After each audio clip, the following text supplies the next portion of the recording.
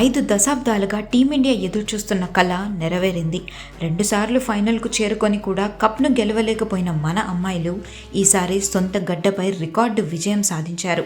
Tourney knockout ముందు వరకు కూడా అంతగా రాణించని అమ్మాయిలు ఫైనల్కు చేరుకొని కప్ చేజిక్కించుకొని సత్తా చాటారు.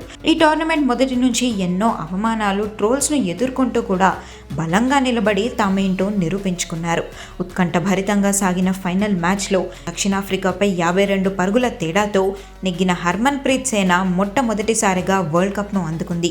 ముందుగా బ్యాటింగ్కు దిగిన భారత్ 50 ఓవర్లలో 7 వికెట్లకు 298 పరుగులు చేసింది.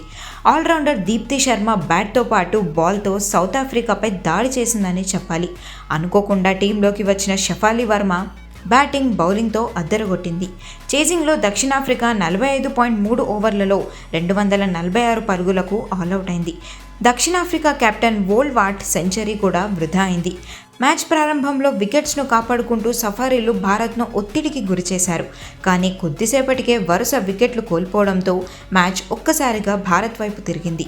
221 రన్స్కే 8 వికెట్లను కోల్పోయింది సౌత్ ఆఫ్రికా. చివరి 2 వికెట్లు కూడా 4 పరుగుల తేడాలోనే పడడంతో భారత్ ఘన విజయం సాధించింది.